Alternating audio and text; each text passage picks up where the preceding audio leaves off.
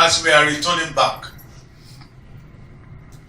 to the Lord today, it is my prayer that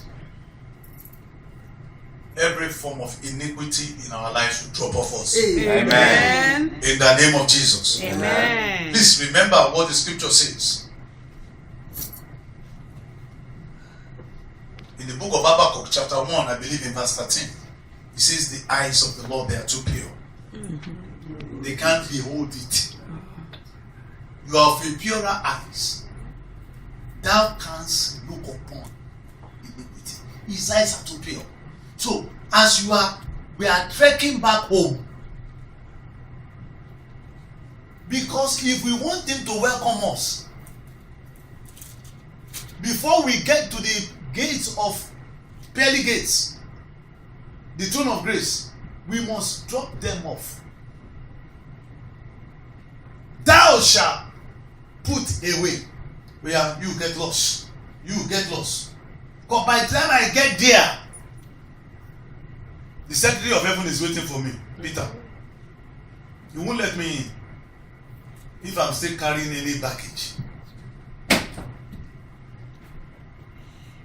Praise the Lord. Hallelujah.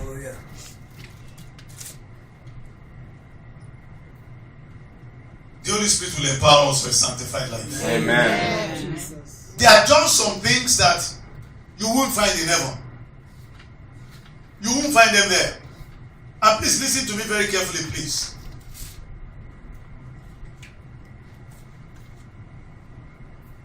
You are a citizen of the kingdom of heaven. Now, this is not to condemn or judge anyone. We are all in the same boat. What he says to one, Mark 13:37, he says to all of us, including who is using to say it. Because let him that think is standing, let him be careful lest he fall. It's a daily walk of progression. Until I get to the judgment seat of Jesus Christ. And he says, thou good and faithful servant, come into the joy of your Lord, that I know I have passed. So it's a walk. Until we take our last breath. On the day we will die, we will not do what will make us miserable. Amen. So it's a progressive walk of sanctification. And it's the work of the Holy Spirit. The Holy Spirit is the one who does the work of sanctification. Because in this kingdom, no strength, human strength can never prevail. 1 Samuel chapter 2 verse 9. Romans chapter 9 verse 16. Don't think that is by will. Oh, I will. Today, I will not abuse anyone. In fact, that day is the day that I will see a woman that the head that God has made round, I call it a flying saucer. And I just thought I said I will. Instead of me asking the Holy Spirit to help me to put a padlock on the door of my lips. You know, many times when I drive through the city and my heart wants to judge and condemn some people that I see, and the Holy Spirit will just prick me and said, you that you want to judge, if I judge you, if I tell you all your flaws and errors, quick, my thought will change. My thought will now go back to myself.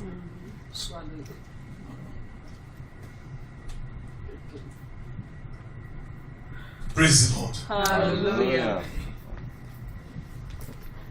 Praise the name of Jesus. Hallelujah.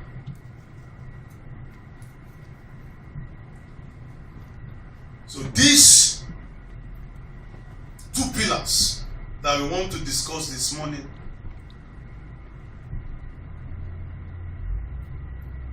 they are pillars.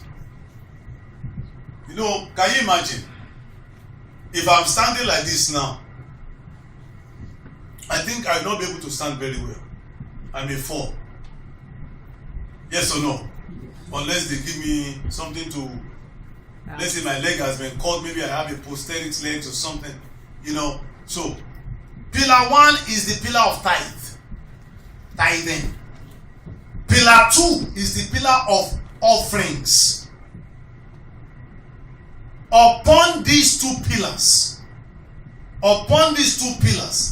just as the pillar one of our kingdom is what? The pillar of love for God our Father with all our heart, all our soul, and all our mind. And the pillar two is the pillar of love for others. And upon these two pillars, our kingdom is standing, the pillar of law and the pillar of prophecy, or the pillar of the prophets. So you will notice something that I want to share with you while we went there in Matthew chapter 22, is that the pillar of the tithe is a prophetic pillar. Hey, are you hearing me? Yes. And the pillar of the tithe is also a pillar of law. Are you getting my point? Yes.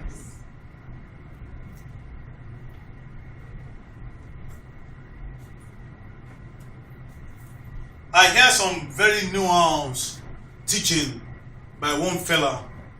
I can't even remember his name. Actually, I didn't hear it. I was reading an article that he wrote. So I quickly had to read it to see where it's coming from. But is in a slight error. Because he takes us in his article to Revelation chapter 5, in verse 10, where the Bible says that Christ has made us unto our God as kings and priests. And he begins to talk about the fact that all the pastors that are receiving the tithes from the people in the New Testament, they're thieves and robbers, because we shouldn't. But where he went, the error of where he went is that he never said anything about Levi. He never said anything about Levi. And the Bible said in the book of Hebrews chapter 7, I believe in verse 9, he said even Levi paid tithes in Abraham. But the man never referred to Levi, that Levi paid tithe, even though he was the high priest. The whole house of Israel, the tribe of Levi, they were tithe unto the Lord. But he paid tithe in Abraham, because he was not yet born. But when Abraham tithed unto Melchizedek, the Bible says in the book of Hebrews chapter 7 that Levi paid tithes, while yet he was in the loins of his father, though he was the high priest. So if we're a priest, does that mean that we shouldn't tithe? Like some pastors, no, not now. Like some pastors, there'll be time for that. Like some pastors that they don't tithe. Like some churches that they don't tithe.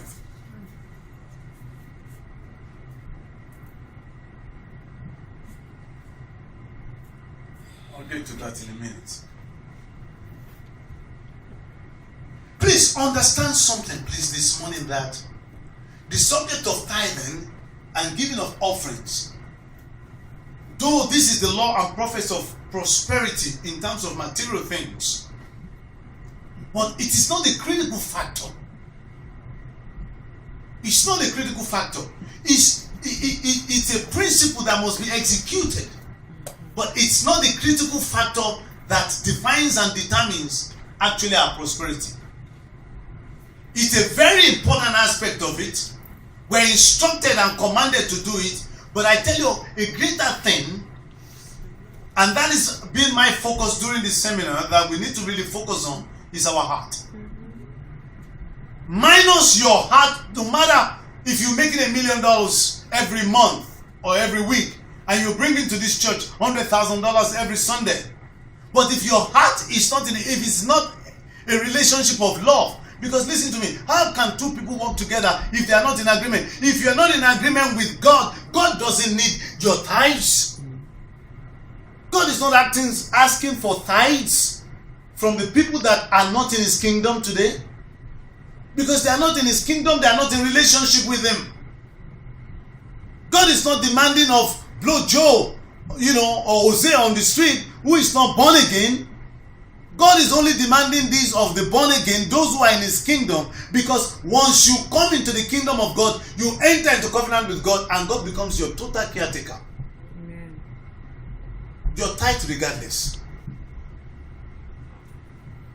But you see, whenever it comes to the issue of treasury, God wants to see whether our hearts is in the mammon being stored in the treasury, or our heart is in the king that owns the treasury. Many Christians, we are in this kingdom of God today for the treasury, not for the king. That's why sometimes when I'm here on the altar and I'm praying alone, or I'm praying in my car, or I'm praying in my office, I'm a broken man. Because I have to be honest to myself that I'm not there yet where I can say to the Lord, Lord, except if something is wrong with your mind, won't you know that I love you 100%? It's a hard work. And that's why you see that it's not a work that man can do on his own. It takes the love of the Holy Spirit, Romans chapter 5 verse 5, that has been shed abroad in our heart to melt everything that sometimes raises its ugly head, to dislike God and disregard God in our hearts. So, especially when people are not looking.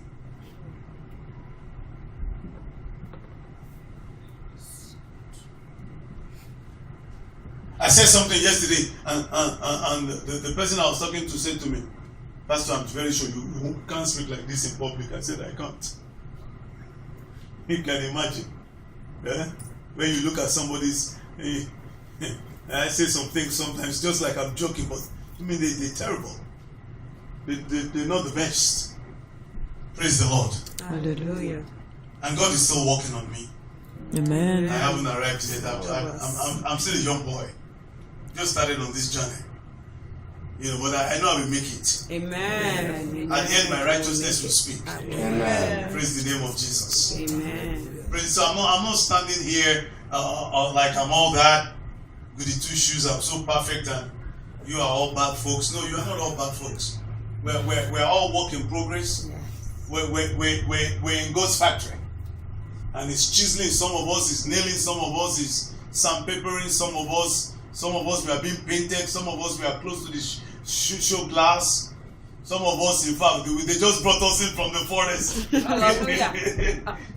Praise the Lord. Hallelujah. I mean, you must know. Is it barbecue at 10 o'clock in the morning? Have you seen the barbecue? It's 2 o'clock. No, I told him to come early to help. Praise the Lord. I told him to come early. The guy, he's not coming for Jesus. He's just coming for sausage. Sausage. Praise the Lord. Glory be to God in the highest. Hallelujah. Oh, thank you. Tithing is a covenant command. Please take notes. Tithing is a covenant command. Listen very carefully to the way that I use words or languages this morning. It is one of the righteousness of the kingdom that we are commanded to love. Listen to the way I phrase that. Tithing is one of the covenant commandment of the kingdom of God that we are commanded to love. Matthew chapter 6 verse 33. Please understand. We are commanded to love. Why did I put it like that? It's one of the principles of the kingdom of God that we are commanded to keep. John chapter 14 verse 21. He that hath my commandment and keepeth them, it is he who loves me. And he that loves me, I will love him, and my Father will love him, and we will come and that's where we'll be living. Me and my heavenly Father. And if God is living in your tabernacle, like he was living in the tabernacle of Job, because listen to me please, Job, I concluded in my studies, just like most men on the face of this globe. Man, you see a good, my God, see a nice sister walk down in skirt. Like, that's when you will know that it is 31 degrees. Ooh, as a human being, as a man. Because God, I don't know, God has given men these eyes for fine things. You see a nice looking girl. You may not lost or think anything, but your eye, ooh, you start speaking in tongues. So I concluded that in the days of Job, do you know that Job had to make a covenant with his eyes not to look at girls? So it was a problem. It's not a new thing. The man had to make a covenant. He had to vow. I don't know the kind of vow that he made. It could be something like, if I look beyond ordinary look, God blind me. And since he doesn't want to be blind, so from that day when he looks, it's a pure look. Because he would have gone blind, he won't be able to see what he was his problem anymore. So he had to make a vow. So now, can you imagine?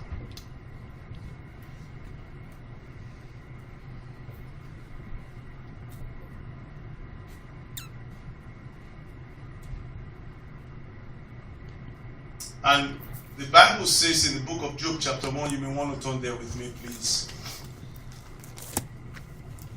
It's not grievous for me to put you in remembrance of these things, though you know them. I know you know them. But while I'm still in this tabernacle, Peter said, and just the same way for me, while I'm still in this tabernacle, I will put you in remembrance of them. Because Apostle Paul, speaking to his young son in the Lord, Timothy, he said, these things affirm and teach. Command with all gravity. So I'm just affirming them and teaching them. There was a man in the land of Job whose name was, in the land of Uz, whose name was Job. And that man was perfect, was upright, he feared God. And he eschewed evil. And the Lord said unto Satan in verse 8, have you considered my servant Job? There is none like him. There is none like him. There is none like him. Just the same way there is none like our father, Noah in Genesis chapter 6. There is none like him. There is none like him. In the earth, in the whole earth, in the whole earth, in the whole earth. So that is, listen to this, listen to this, listen to this. God will single you out for a blessing. Amen. And the Almighty God will single you out for an outstanding blessing. That is in the whole earth. It's eyes of the Lord. They go to and fro the whole earth. It travels throughout the whole earth, beholding all the sons of men, looking for whose is perfect before him, that he might show himself strong on their behalf. So that means God knows all the human beings on the earth. To be able to say, what does it mean that there is none like him? Of all the people on the earth, this is number one. He's better than others. It's not that there are others that are not good, but this is the purest man. The one living closest to my expectations and my commands. The man was Job. And God himself testified of it. What made Job this single man? I said the Almighty God will single you out for a blessing. Amen. Look at God singled Job out here. He said, there is none like him in the earth, a perfect. So perfection is attainable. Don't let anybody lie to you. We just have to continue to strive for it. And an upright man, and one that fears me and hates evil. Praise the Lord. Hallelujah. Praise the Lord. Hallelujah. So Job will qualify for Matthew 6:33 in this day. Because please remember, everything that Job has, God added it to him. God gave it to him. Listen to what Satan said to God. Are you not his shield? Are you not his defense? Have you not made a hedge about him and about his house and about all that he has on every side? You have blessed the work. Underline that word, work. You have blessed the work of his hands. And his substance is increased in the land. It is you.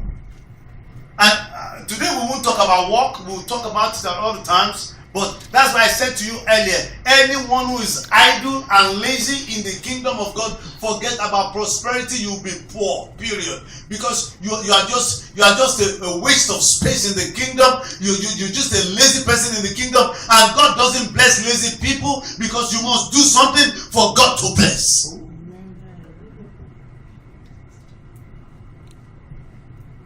Anyone who doesn't want to work they are not supposed to eat. And if they can't eat, they're going to die of starvation. So anyone who is not working, that you are feeding, you are just proper, you are just helping them to stay alive. Withdraw your food. They will look at me emaciated like Ethiopians or Somalians, you know, or somewhere from up there.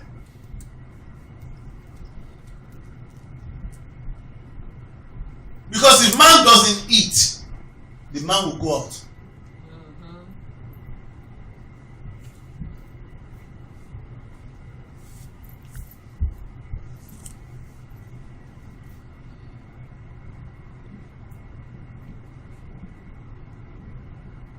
And let me just say this.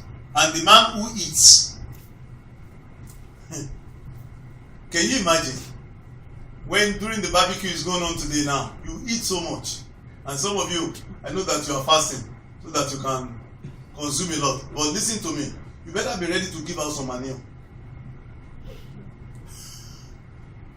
To whom much is given, much is received.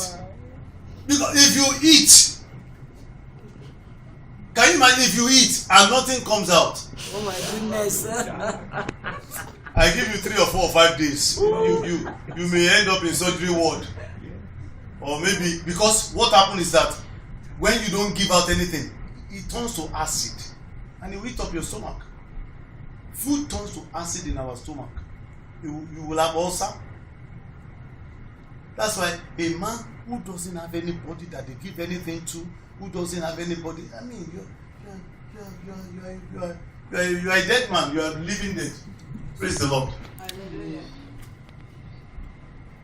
This man Job, he had God's commandment in his days. He keeps God's commandment. And because of that, the kingdom of God worked for him. Amen. The kingdom of God will work for you. Amen. There are instructions and guidelines that keeps us in this. Oh my God.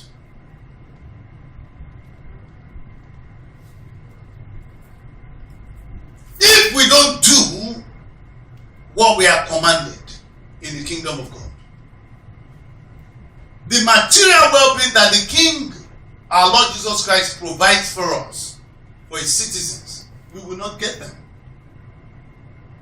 Just a picture of those blessings that God wants to add to our lives. They are listed in Deuteronomy 28 when you read from verse 3 to 14 or verse 2 to 14. You will be blessed when you go out. You will be blessed when you come in. I will finish your enemies myself. You know, whatever you lay your hands upon to do, you prosper. I will open my good treasures to you. Your rain in your season. Everything will just be pleasant about your life. Amen. The kingdom automatically adds that.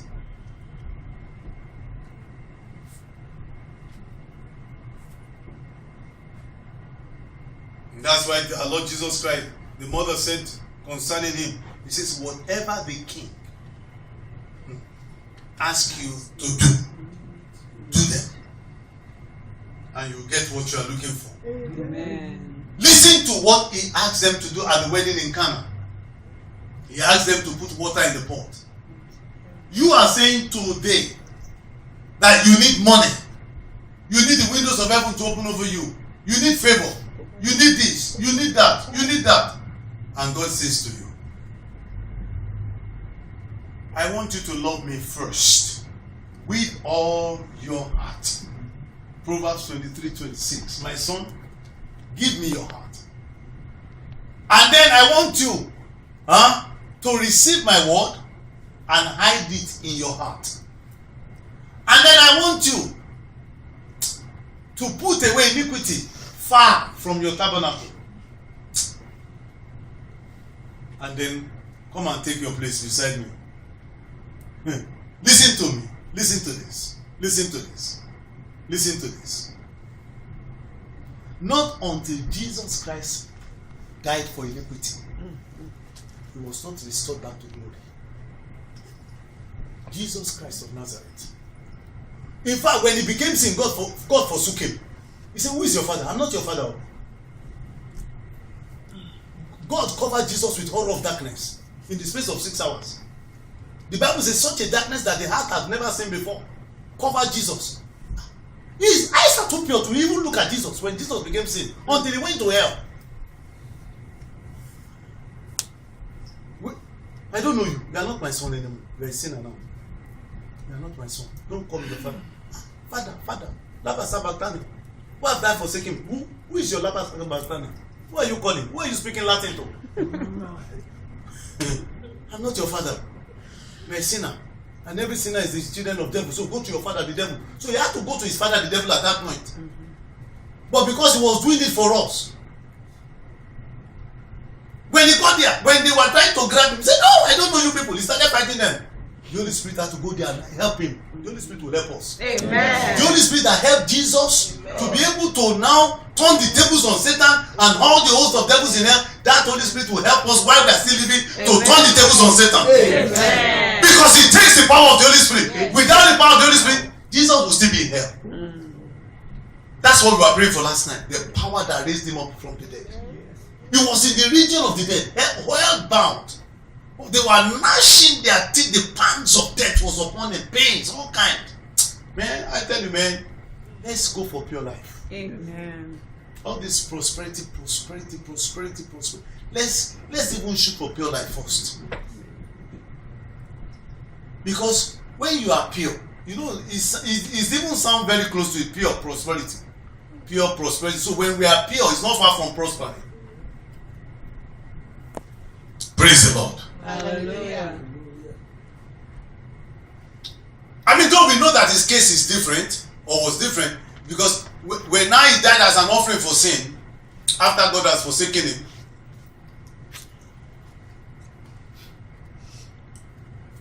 the battle of Jesus, I submit.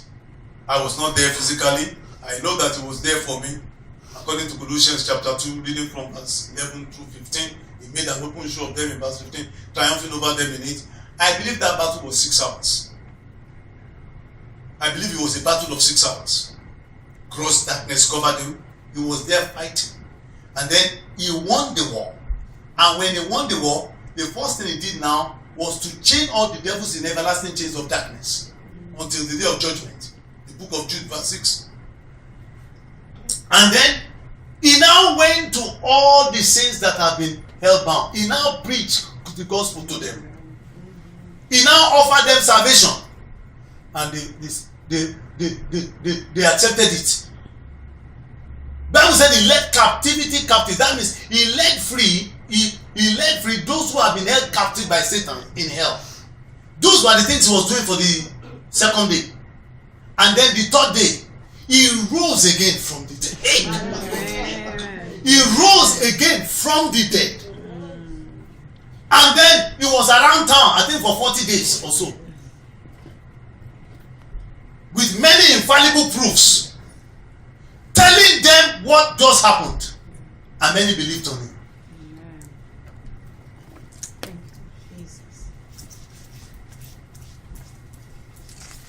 That's why when he went back to heaven, you remember he says to them, "Touch me not," he said to Mary, as Mary said, "Rabboni." He said, "Don't touch me. I have not yet ascended to my Father. So don't touch me yet."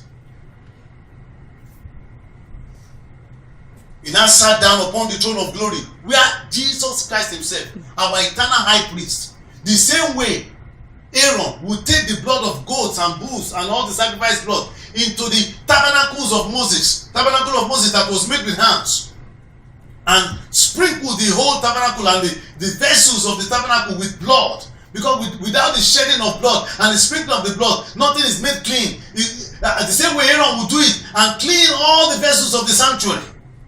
Jesus himself now, our high priest, now took his own precious blood before the throne of grace, before into the sanctuary that was not made with the hands of men, but that was made by the hands of Jehovah himself, the eternal God, and now cleanse the original with his own blood. Amen. And his sacrifice was accepted. Amen. And he now sat down. And he now received for you and I, Revelation chapter 5 verse 12. He now received power, riches, wisdom, strength, Amen. honor, Thank you, Jesus. glory, and blessings. Thank you, Lord. And he now says to you, "I have an offer for you." So the new covenant, that's the offer of the new covenant. So when we now accept Jesus Christ as our Lord and Savior, we are entering into a covenant in His kingdom. Amen. And when we enter into that covenant, two of the things it demands of us, if we want to live in the material blessedness of that kingdom that is upon us, is tithing and offering.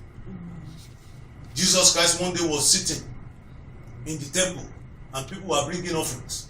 And Jesus himself spoke in the book of Matthew chapter 23 verse 23. Talking to the Pharisees, he said you should tithe. You should tithe. So we know that he endorsed tithing. Praise the name of Jesus. Hallelujah. Please listen to me, please. Not to be a tither, one who brings his tithe by love, is to expose oneself to curses or terrible struggles of life indirectly. Forget about it. None of you will be that unwise. I don't want to use the word dummy. None of you will be that unwise not to understand this law and prophets. Because the Bible calls our father, please listen very carefully. The Bible calls our father in his encounter with Abimelech. God said to Abimelech, he is a prophet. That Abraham is a prophet. Yes or no? He says, go to him. He will pray for you and then you'll be healed. So Abraham is a prophet. So tithing is a prophetic act. Amen. And every prophetic act or every prophetic injunction is a heavenly verdict. Because there is no word of prophecy. Heaven and earth may pass away, but all of them will be fulfilled. Matthew 24 verse 35. Every one of them. So now, here comes Prophet Abraham going to the king of Salem, Melchizedek, the high priest of his day, who Jesus Christ is after that order, and went to him as he was returning from the king of the slaughter and gave him offering. I mean the tithes, 10% of all the spoil. What about what I call angelic offerings? 3 angels came to Abraham's house and he entreated them with the best animal, a nice veal. Told Sarah, quickly go and get a nice veal. He made veal for them, a young kid. They are expensive because they haven't lived long. Their meat is still tender. You know the kind of butter he churned for them? He quickly whipped milk into butter. It's one of the most expensive butter you can buy. They sell it in Europe. When you go to like Iceland or Denmark, it's still half. It's not fully yet coagulated. That is the one that causes cholesterol. This one will just melt. your heart will just melt it. Praise the Lord. Hallelujah. When you are eating it like this on crackers or on a nice warm toast, you will be looking for it. Where is it? The thing has melted because it's still. Good life is good. Man, God, money buys good for you. If I can say that, that's permitted. Oh, praise the name of Jesus Christ. Hallelujah. You'll be eating the best things. Amen. You know the kind of food that when you are eating, even as you carry one spoon or one fork, like, say, oh, thank you. Each spoon that you just take to your mouth, even the cup you are drinking with, when you take a sip, this is made in heaven. You won't know when you will call it made in heaven. Made in heaven by Paul. Praise the Lord. Because you remember, even Paul recommended wine to Timothy. He says, my son, use little wine for your stomach. And I'm talking about Holy Ghost wine. Not to go and buy some kind of wine that when you finish drinking, you say, no, not that kind of wine. When you see a man, you see a man, you say, hey, Angelina. Who is Angelina? He will slap you, say, you're drunk. I'm not talking about that kind of wine. No. Oh, God.